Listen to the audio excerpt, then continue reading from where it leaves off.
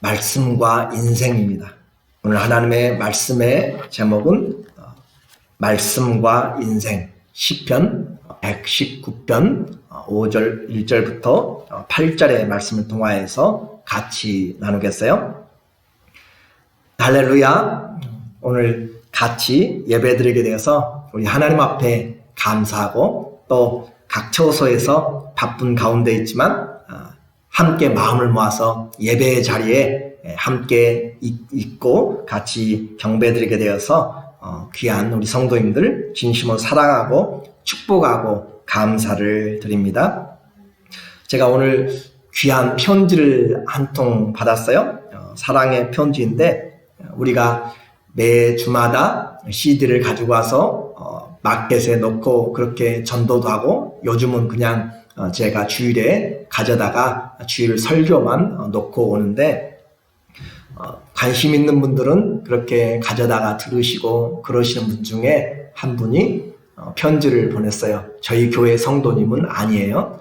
그런데 말씀을 들으면서 너무 감사하고 또 귀하여서 그분이 하나님 앞에서 가져갈 때 너무 죄송하대요. 우리 성도님들은 이렇게 CD를 가져가는 거 전혀 죄송스러운 것이 아니잖아요. 그런데 그분은 이제 남의 교회 같이 생각될 수도 있고 또 그러니까 또 은혜만 받고 그래서 죄송한데 그렇지만 이제 은혜를 받고 그러면서 편지를 쓰시면서 이번에 정부에서 이렇게 돈의 보조가 있고 그러므로 어떻게 쓸까 고민하면서 이 CD 선교하는 데 사용하도록 그렇게 체크를 우리 반석교회 앞으로 $500를 보냈어요. 그러니까 참 귀한 마음이죠. 은혜만 받아도 감사한데 그런 마음이 있어서 또 이렇게 함께 이렇게 사랑의 고백을 할 수 있어서 감사하고 아무튼 사랑은 할수록 더 풍성해지고 감사도 할수록 더 풍성해집니다. 우리 마음 가운데 코로나 바이러스로 모두 움츠러지고 그렇지만 하나님 앞에 감사가 하나님으로부터 풍성하게 주신 은혜가 있기를 주의 이름으로 축원합니다. 코로나 바이러스로 교회 공동체 모임을 못 가지면서 얼마나 혼자 있을 때 신앙은 혼자 있을 때 진짜 그 실력이 능력이 나타나요. 혼자 있고 외롭고 교회 오지 못하고 가지 못할 때 같이 올 때야 서로 돌아보면서 힘을 내고 함께 기도하고 그렇지만 혼자 주어진 시간에서 하나님 찾는 시간이 얼마나 되는가 개인적으로 한 번씩 생각을 해 보셔야 돼요. 24시간의 삶에서 나는 하나님 앞에 어떻게 살아가고 있는가. 물론 모든 삶 자체가 하나님 앞에 살지만 그러나 구별하여 드리는 그런 부분도 너무 중요합니다. 그러므로 내가 믿음이 정말로 유지되고 성장해 나가는 것은 하나님의 관계가 보이지 않을 때 혼자 있을 때 어떻게 할 수 있는가 그것이 내 신실한 믿음이다 라고 하는 것이죠. 우리는 어려울 때 이 복음서와 시편을 읽도록 그렇게 요청을 했어요. 왜냐하면 이 내용이 우리에게 고난당하는 자들에게 위로를 주며 삶의 단계마다 반복되는 그런 위기에서 하나님을 만나는 것들을 매번 가르쳐주고 있기 때문에 그래요. 그래서 이제 부활절을 마치고 다시 공동체로 모이기 전까지 제가 묵상하면서 어떻게 수요 예배 말씀을 전할까 하던 중에 이 시편에 우리가 말씀을 묵상하고 그렇기 때문에 하나님의 말씀인 이 119편 이 전체를 가지고 하나님의 말씀을 좀 사모했으면 좋겠다라고 하는 그런 마음이 들었어요. 그래서 출애굽기 강해를 이렇게 준비해 놨다가 다시 바꿔가지고 이 본문으로 잡고 그렇게 하나님의 말씀을 나누게 되었어요. 요즘은 가정에서 또 시간들이 조금씩 있을 때 어떻게 시간을 활용하는지가 나의 관심이에요. 그렇죠? 어떻게 내가 시간의 활용을 많이 하는가. 어떤 사람들은 요즘 인터넷이나 컴퓨터에 방송들이 많기 때문에 운동에 대해서 관심이 많아요. 운동을 보면서 또 따라서 하기도 하고 그 사람은 그런 부분에 관심과 재능이 있을 수 있습니다. 또 어떤 사람은 먹는 일에 관심이 많아서 음식 만드는 것을 보면서 따라서 해보기도 하고 만들어 보기도 하고 또 그렇게 하면서 하는 것은 그 음식에 자기의 관심과 또 탤런트가 있는 것이에요. 또 어떤 사람은 집을 고치고 리모델링하고 그렇게 보면서 하는 사람들은 디자인과 건축에 그런 관심이 많은 것이죠. 꽃을 심고 가꾸고 하는 것은 원예 쪽에 또 관심이 많을 수도 있어요. 그런데 이 중에서 우리에게 좋은 것도 있고 또 시간과 물질이 불필요한 것들에 과도하게 들어가게 되는 것들도 있을 수가 있습니다. 그래서 우리의 삶 잘 경영을 해야 돼요. 잘 경영을 해야 되는데 절제해야 되는 것이고 또 균형을 잡아야 되죠. 왜냐하면 사람은 떡으로만 사는 것이 아니라 하나님의 입에서 나오는 모든 말씀으로 살기 때문에 이 균형과 절제가 우리에게 있어야 되는데 그것을 할 수 있는 것이 무엇인가? 하나님의 말씀이 잡아준다는 거죠.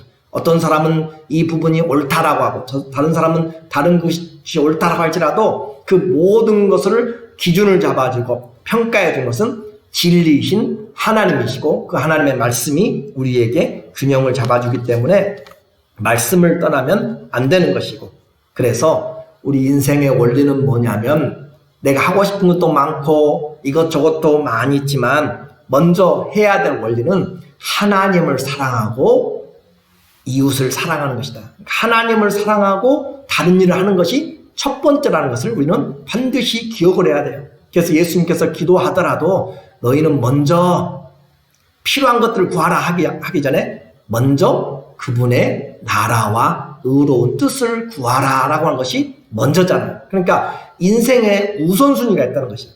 인생의 첫 번째 해야 될 순서가 있다는 거죠. 그 순서가 바꿔져 버리면은 모든 것이 엉켜집니다. 모든 것이 달라지게 돼 있어요. 그러므로 순서가 바로잡아야 되는데 그 순서는 우리는 아는 것처럼 성도들은 이 순서를 알고 살아가요. 바빠요. 바쁜 가운데도 잊지 말아야 될 거 있어요. 하나님 경외하는 것 잊어버리면 안 돼요. 이것은 영원토록 지속되는 것이고, 그러므로 우리에게 바쁘든지 아니면 시간이 있든지 간에 우리는 하지 말아야 될 것, 해야 될 것들 여러 가지가 있지만 가장 중요한 우선순위 하나님 앞에서 살아가야 된다라고 하는 거죠. 영혼이 잘 되는 것 같이 범사가 잘 되고 강건하기를 기도한다라고 하는 거잖아요. 내 영혼이 먼저 잘 돼야 범사가 잘 되게 돼 있어요. 그러니까 신앙생활 또 우리의 삶 속에서 순서를 정확하게 하나님 말씀을 먼저 볼 수 있는 신앙이 복되다라고 하는 것이죠. 이렇게 해서 오늘도 균형 잡힌 신앙, 그것을 위하여서 같이 말씀을 보는 것이죠.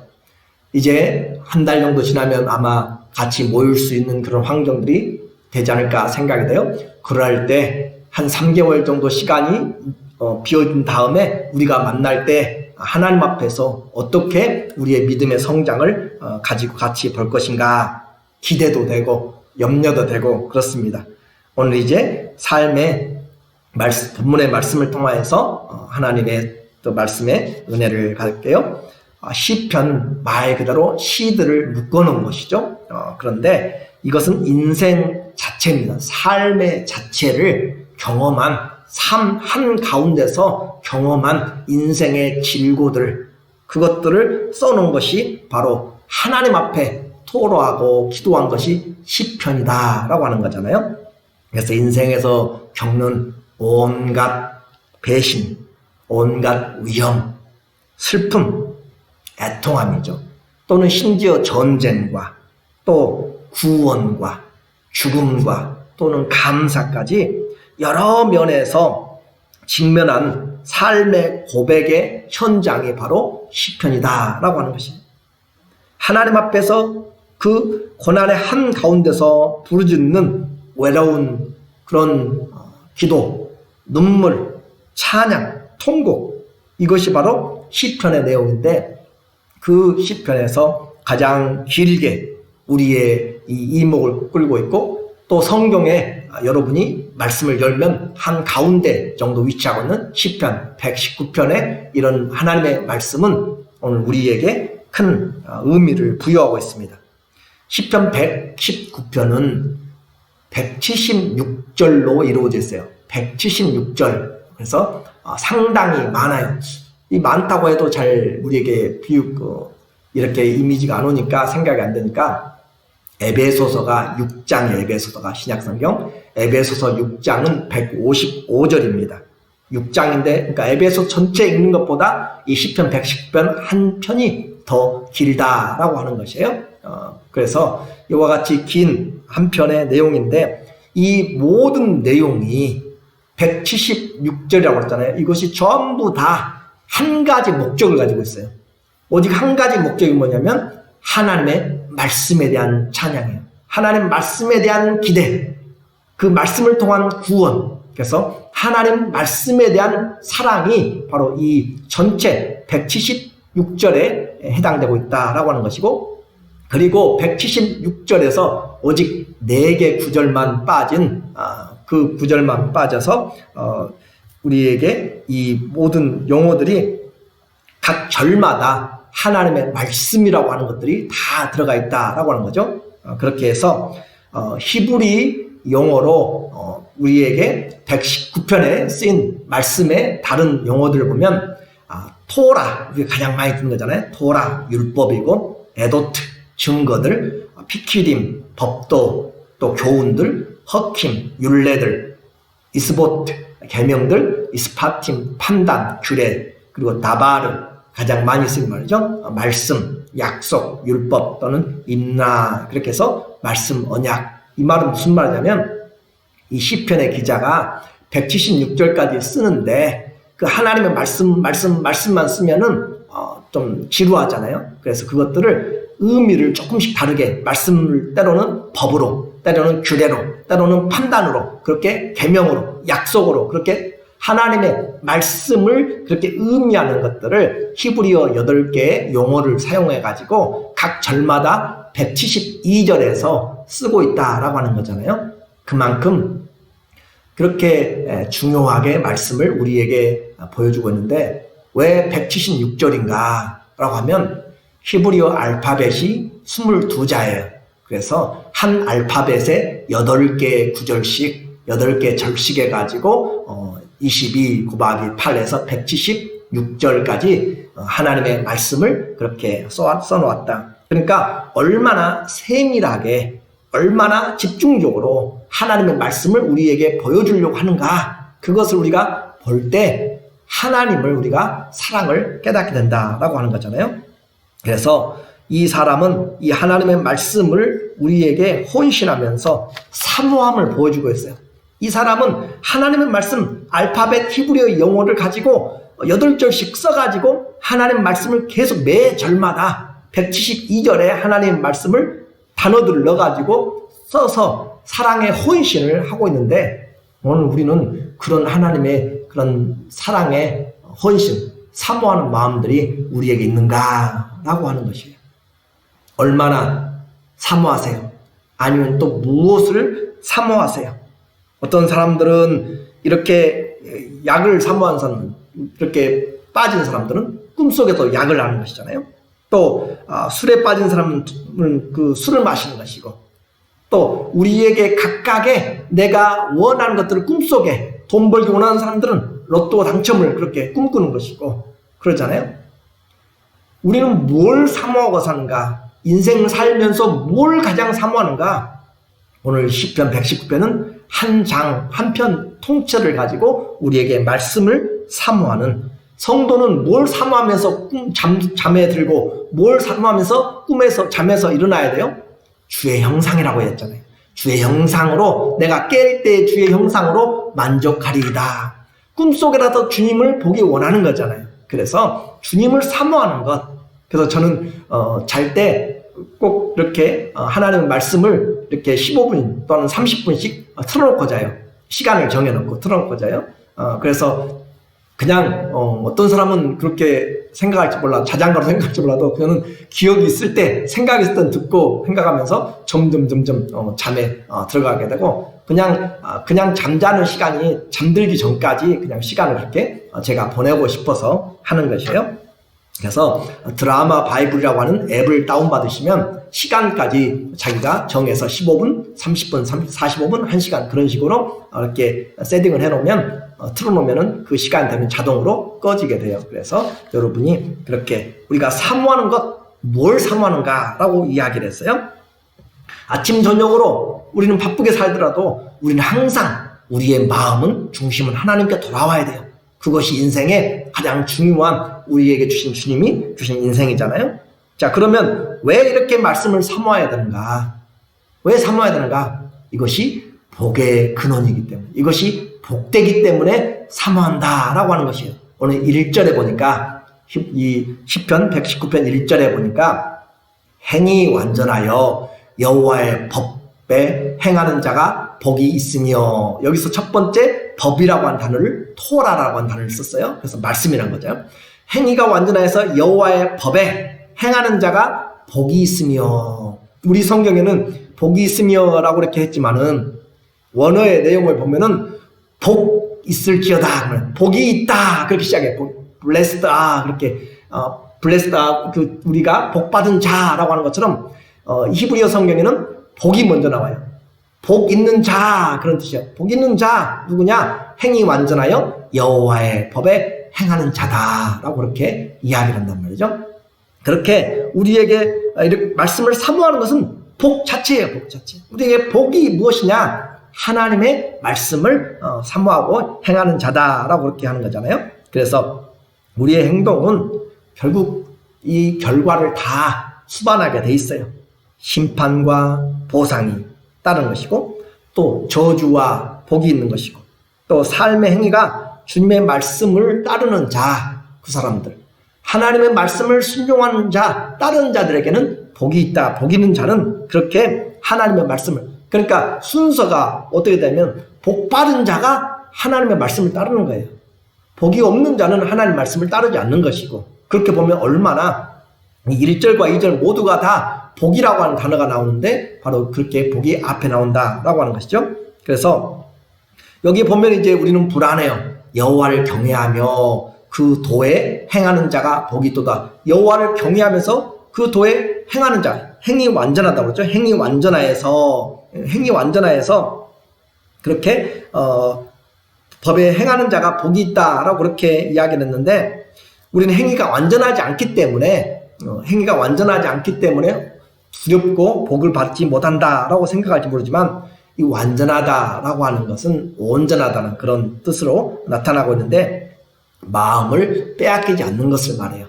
주님이 우리를 아세요. 하나님 앞에 의로운 인생 하나도 없어요. 그런데 마음을 빼앗기지 않고, 우상에게 빼앗기지 않고 마음이 동하지 않는 사람, 아브라함이 하나님 말씀을 느끼면서 그렇게 마음이 나누어지지 않는 것을 바로 복이 있다라고 그렇게 하는 것이죠. 그래서 하나님, 이 마음을 빼앗기지 않는 자라고 하는 뜻을 더 자세히 보면은 어떤 내용이냐면, 걸어가는 자, 말씀 안에 걸어가는 자, walk in the word of God, 하나님 말씀의 안에서 걸어가는 사람, 걸어가라 그 말이에요. 그래서 그 걸어가는 자가 복이 있는 자다. 내 발걸음이 어디 안에서 걸어가요? 말씀 안에서 걸어가는 사람.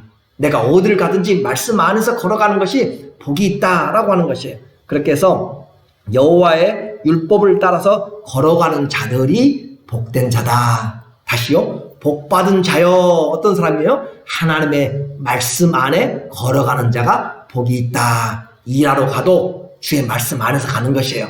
사업을 하든지 뭘 하든지 우리가 주의 말씀 안에서 삶을 걸어가고 있으면 복 있는 자예요. 그래서 인생은 걸어가는 것이에요. 어디서 걸어가요? 말씀 안에서 걸어가는 것이에요. 걸어가는 것이고, 이 길을 걷는 것, 하나님 걸어가는 것을 왜 표현했어요? 인생의 삶에 하나님의 말씀을 생활하는 것을 걸어간다 표현해요. 말씀을 생활한다. 그래서 시편 128편 1절에 보면 이 말을 동일하게 해요. 시편 128편 1절에 여호와를 경외하며 그 길에 행하는 자, 그 도에 행하는 자마다 복이 있도다. 그렇죠? 그 길에 행하는 자, 그 도에 행하는 자. 그러니까 인생을 걸어가는 길에 표현하고 있어요. 누구 안에서 걸어가요? 하나님의 말씀 안에서 걸어가는 것. 그래서 예수님이 바로 내가 곧 길이요 라고도 표현하잖아요. 그러니까 내가 걸어가는 것이 인생인데, 걸어가는 것을 왜 표현하냐면 삶의 생활화를 이야기한답니다. 가만히 있는 사람은 어떤 사람이에요? 죽어 있는 사람이죠. 가만히 있는 사람은 활동이 없는 사람이에요. 그런데 우리는 걸어가는 사람은 주 안에서 생활이 있는 자라는 표현이에요. 그러므로 이와 같이 하나님의 말씀 안에서 걸어가는 인생, 그 사람을 온전하다고 표현하고 있고 그 사람을 하나님이 복 있는 자라고 그렇게 표현하고 있어요. 마음을 빼앗기지 않는 것이죠.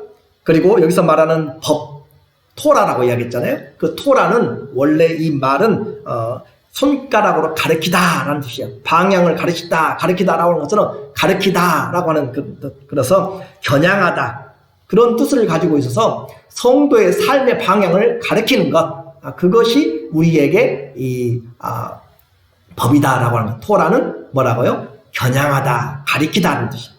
하나님 앞에 가는 올바른 인생의 길을 보여주는 방향, 그것이 바로 인생이 가야 될 방향을 가르치는 것이 하나님의 법, 토라다. 다른 말로 해볼게요. 하나님의 말씀이 없으면 가는 방향을 알아요, 몰라요? 모른단 말이에요. 하나님의 말씀이 없으면 방자에 행한다잖아요. 하나님의 계시가 없으면 자기 마음대로 행한다잖아요. 그래서 하나님의 말씀은 뭐예요? 우리에게 방향을 가르쳐줘요. 인생이 가야 될 방향을. 그래서 길을 잃어버린 사람이 뭘 봐야 돼요? 하나님의 말씀을 보면 주님이 길이잖아요. 주님이 우리에게 나갈 길이에요. 주의 말씀은 내 발의 등이요 내 길에 비치니이다. 119편 105절에 또 나와요. 그런 것처럼 하나님의 말씀 토라가 뭐라고요? 가르치다, 겨냥하다. 제가 성도님들에게 손가락질하는 것은 아니고 하나님 앞에 가르치다라고 하는 것이 인생의 방향. 다른 말로 이렇게 우리는 분명히 알게 되고, 그리고 이제 복이다라고 했잖아요. 그래서 복이다라고 그렇게 표현했는데 이 복, 에시르라고 하는 이 복의 의미가 뭐냐면 곧다라고 하는 뜻이 곧다, 평탄하다, 그리고 행복하다라는 말도 있는데 중요한 것이 뭐 곧다, 평탄하다. 그러니까 하나님 앞에 인생의 길을 가면은 곧은 길, 바른 길이란 바른 길. 하나님의 인생을 살지 않으면, 하나님과 걸어가지 않으면, 하나님 안에서 걸어가지 않으면 그 길은 하나님 앞에서 옳지 못한 길, 그릇된 길, 그렇게 나누는 것이죠. 복이 뭐예요? 그러니까 하나님 안에서 곧은 길을 가는 사람, 하나님 안에서 믿음의 길을 가는 것이 복이다라고 하는 것이에요. 세상 사람들이 성도들 향해서 복이라고 하는 것 많이 없어서 그런 걸로 주눅들지 말고 하나님이 말씀하신 복은 뭐라고요? 하나님과 함께 바른 길을 가는 사람, 그리고 주님 앞에 걸어가는 사람, 말씀 안에서 걸어가는 사람, 바른 길 가는 사람이 복 있는 사람. 자, 오늘 저와 여러분은 이제 바른 길을, 곧은 길을 가고 있고 말씀 안에 가고 있으면 다 어떤 사람이에요? 복 받은 사람들, 복 있는 사람들. 그렇게 해서 하나님의 말씀은 이제 점점 하나님과 같이 가면 뭘 보겠어요? 하나님을 구하는 거죠. 하나님을 보게 되는 거죠. 2절의 이야기예요. 119편 2절에 여호와의 증거를, 여기서는 이제 증거라고 말씀을 바꿨어요. 증거를 지키고 전심으로 여호와를 구하는 자가 복이 있도다. 여기서도 똑같이 히브리어 성경, 영어 성경에는 이 복이란 말이, 아시르란 말이 제일 앞에 있다라고 했어요. 복 있는 사람은 그렇게 하고 있어요. 복 있는 사람은 어떤 사람? 하나님의 증거를, 말씀을 지키고 전심으로 여호와를 구하는 자, 찾는 자. 그러니까 내가 복 받았는지 안 받았는지는 스스로가 알고 있어요. 내 인생에서 내가 주님을 찾고 있는가, 걸어가고 있는가, 바른 길인가 라고 하는 것을 내가 항상 봐야 돼요. 그래서 이와 같이 주님 앞에 살아나가는 사람, 복 있는 사람, 하나님의 앞에 인생을, 하나님을 구하면서 내 인생을 상의하고 또 하나님 앞에서 순종하는 자, 우리에게 복이 있다라고 그렇게 주님이 말씀해요. 그래서 율법 자체가 복이 아니라 율법을 가지고 내 삶에 적용하는 거죠. 그렇죠? 내가 성경책을 배고자 한다고 복이 아니고 성경의 말씀을 내 삶에서 걸어갈 때, 삶으로 나타날 때, 그렇게 삶으로 연결될 때, 삶에 반영될 때, 적용될 때 복이다라고 이야기했어요. 그래서 오늘 주님을 만나는 것은 바로 이 하나님의 말씀을 실천할 때 우리가 주님을 만나는 것이죠.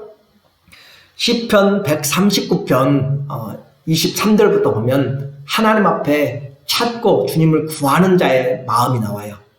하나님이여 나를 살피사 내 마음을 아시며 나를 시험하사 내 뜻을 아옵소서.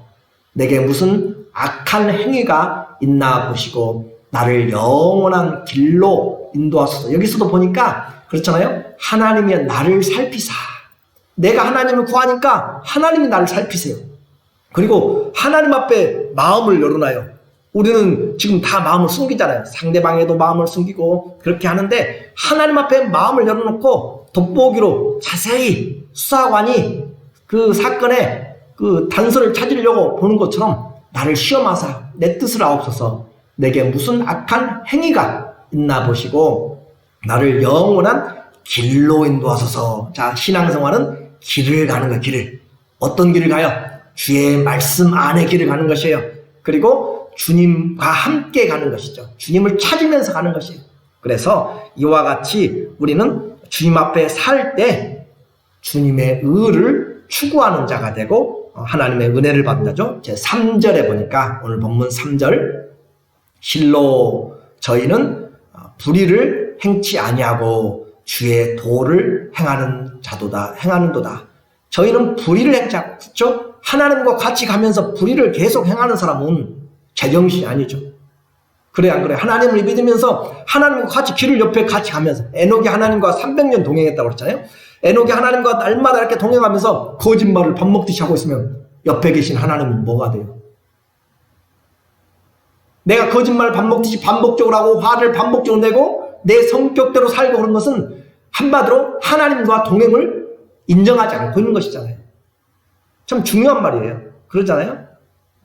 때로는 화낼 수 있고 때로는 내가 거짓말할 수 있고 때로는 할 수 있어요. 우리 넘어질 수 있어요. 그러나 그걸 지속적으로 한다는 것은 하나님을 무시하는 것이에요. 하나님 앞에서 살지 않는 것이에요. 그래서 불의를 행치 아니하고 주님과 함께 가게 되면 주님 닮아가게 돼 있어요. 그것이 축복이잖아요. 우리가 세상 생활에서 가장 큰 축복이 뭐예요? 돈 많이 갖는 것이 축복이 아니고 건강한 것이 축복이 아니라 하나님 닮아가는 것이 축복이잖아요. 그것이 나중에 우리에게 기업이요 능력이 되기 때문에 그런 거잖아요. 그렇게 해서 주님 앞에 살아갈 때 우리는 주님을 점점 닮아가며 주의 의를 행하는 자. 왜 그렇게 오늘 하나님 말씀을 사모해야 한다고 했어요? 복이기 때문에. 왜 그렇게 또 사모해야 돼요? 오늘 이것은 하나님의 명령이기 때문에 그래요. 4절에 보니까 오늘 본문 4절 119편 4절에 주께서 주의 법도로 명하사, 주의 법도를 여기 새 성경에서는 주께서 주의 법도를 명령하사 그런 말이에요. 명령하사 우리로 잘 지키게 하셨나이다. 우리 성경에는 주께서 주의 법도로 명하사 우리로 근실히 행하게 하셨나이다. 근실히 부지런하게 그 말이에요. 부지런하게 행하게 하셨나이다. 주께서 어떻게 해요? 명령하사 명령. 이 명령은 어떤 명령하고 똑같이 쓰였냐면은 아담에게 창세기 2장에서 아담에게 이 생명을 선악을 알게 하는 나무의 실과는 먹지 말라 명하신 것과 똑같은 단어입니다. 그러니까 하나님께서 아담에게 명령하신 그 명령이나 오늘 우리에게 하나님의 말씀을 잘 지켜가도록 그렇게 하신 말씀을 사모하도록 그렇게 명령하신 것이나 똑같은 것이에요. 그러니까 말씀을 내가 사모하지 않고 그 말씀을 행하지 않는 것은 아담이 범죄를 지은 것이나 우리가 지은 것이나 쌤이죠. 똑같단 말이에요. 그렇죠? 그래서 근실히 행하는 자, 하나님의 법도를 어떻게 했냐고요? 명령하시사. 이걸 다른 말로 이야기하면은 사극에서는 어명이라고 이야기하죠. 대통령으로 말하면 특명이라고 이야기할 수 있는 것이고 대통령령이라고도 이야기하는 것이고 이것은 하나님의 말씀으로는 하나님의 명령, 왕의 어명 그렇게 볼 수 있죠. 하나님이 우리에게 명령으로 주셔서 어떻게 행하래? 근실히 부지런하게 전심전력하여서 그 말이에요. 전심전력하여 열렬히 행하게 하셨나이다. 그런데 이렇게 했어도 우리는 우리 마음대로 잘 순종할 수가 없다라고 했잖아요. 그래서 주님과 함께 가면서 물어보는 것이에요. 학생이 모르면 선생님에게 질문하고 물어보면 선생님은 가르쳐줘요. 그런 것처럼 물어보라고 주의 도움이 필요하다고 주님께 도와달라고 그렇게 하는 것이 주님과 함께 가는 것이 5절의 내용이잖아요. 5절에 내 길을 굳게 정하사 주의 율례를 지키게 하소서. 지키게 하소서. 주님, 내게 이 말씀을 지킬 수 있도록 도와달라 그 말이에요. 주님이 나를 지켜주시도록. 그래서 이 하나님의 말씀을 내가 하나님 앞에 올바로 지켜갈 수 있도록 주님 지키게 해주세요. 베드로도 그러잖아요. 네가 나를 사랑하느냐? 3번씩 주님 물을 때 주님이 모든 것을 아시오니 그렇게 하잖아요. 그래요. 우리는 우리의 힘으로 지킬 수가 없어요. 그러니까 주님 지키게 해주세요. 내 안에서 주님이 이 말씀을 사모하게 해주세요 라고 하고 주님의 도우심을 구하는 것이에요. 그러니까 길을 함께 가는데 주님께 도움을 구하고 주님 우리를 도와주시는 분이시고 그렇게 함께 가는 것 얼마나 즐겁고 복된지 몰라요. 에디오피아 네시가 예루살렘에 와서 예배드리고 돌아가면서 이사야의 성경을 읽을 때 알지를 못해요. 빌립이 가서 도와주잖아요. 하나님 우리를 돕는 자로 보혜사 성령을 우리에게 보내주셨어요.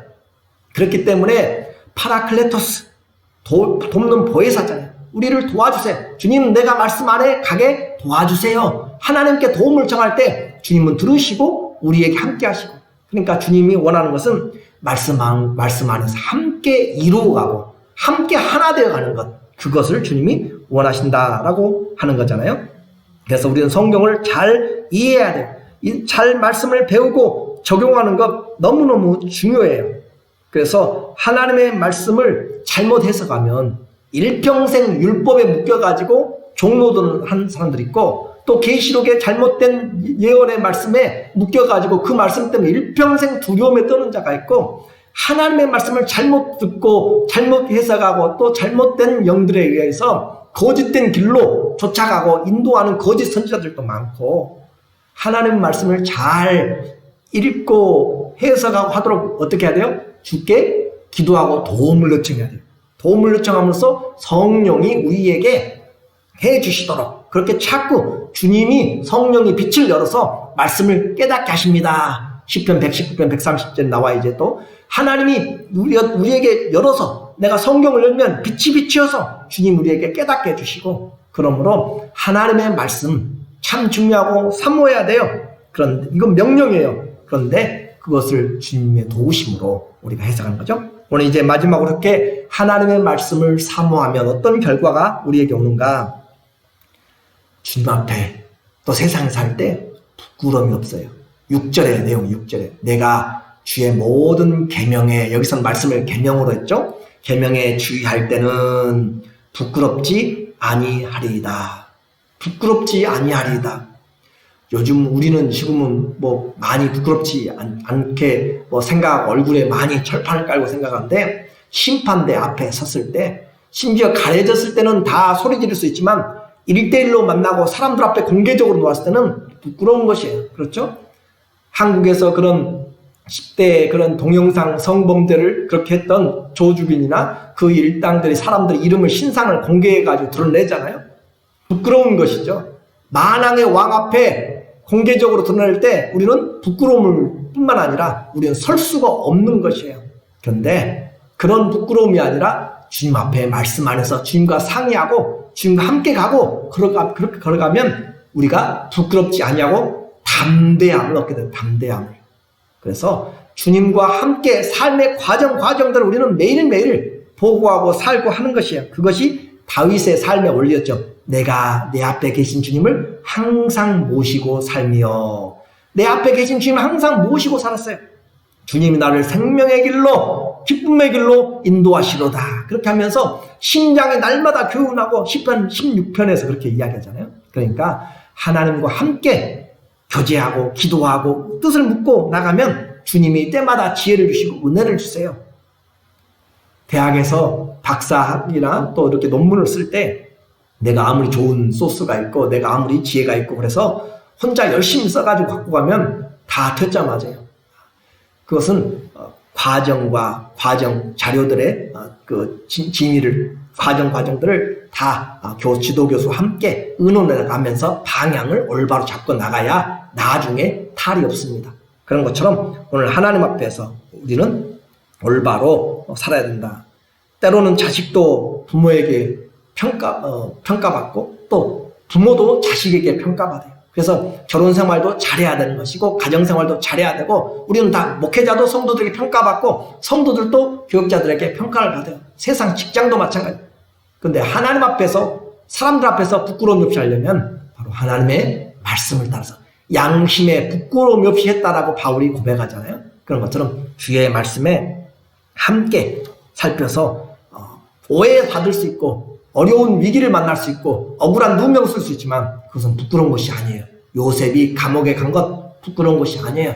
그래서 하나님과 함께 할 때 담대함이 있다라고 하는 것이고 그렇게 말씀을 배우면 감사함이 있어요. 찬양이 있어요. 7절의 말씀이에요. 7절에 내가 주의 의로운 판단을 배울 때는 이제 판단으로 나오죠. 배울 때는 정직한 마음을 주께 감사하리다. 이 감사라는 단어가 야다 손을 들다라는 뜻이에요. 하나님께 손을 들어 뭐예요?